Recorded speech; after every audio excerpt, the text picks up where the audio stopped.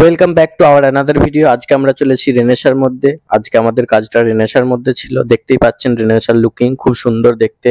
তো আজকে আমরা এসেছি একটা কাস্টমারের বাড়িতে একটা এসির প্রবলেম নিয়ে। মার্কিউ এসি এটার প্রবলেম হচ্ছে যে ফ্যানটা স্লো ঘুরছে। তা আমরা আজকে এটা টেস্টিং করব এবং সেটা রিপেয়ারিং করব, দেখব কিসের কারণে এটা হচ্ছে। বিশেষ করে এটা মার্কিউয়ের এসি এবং এই পিসি বোর্ডটা আপনি দেখতে পাচ্ছেন এবং সাইডে কিছু কানেকশন আছে। আর এটা যে কভার করা আছে সেটা হচ্ছে কম্প্রেসার। তো আজকে আমি আর আমার বন্ধু চলে এসেছি এসি সার্ভিস করতে। তো আপনারা দেখতে পাচ্ছেন যে আমি পিসিবি বোর্ডটা খুলছি।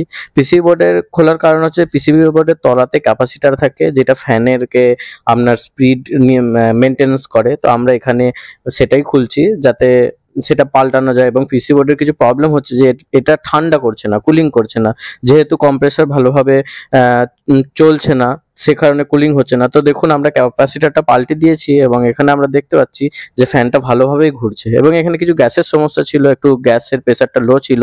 আর বিশেষ করে এই মার্কিউ এসিতে ইনভার্টার এসিতে R32 গ্যাসটা লাগে। তাই আমরা গ্যাস চেক করে পুরো ফিনিশিং করে পুরো কভার লাগিয়ে ফিনিশিং করে দেওয়া হয়েছে, দেখতেই পাচ্ছেন। তো আমাদের চ্যানেলটা সাবস্ক্রাইব করবেন।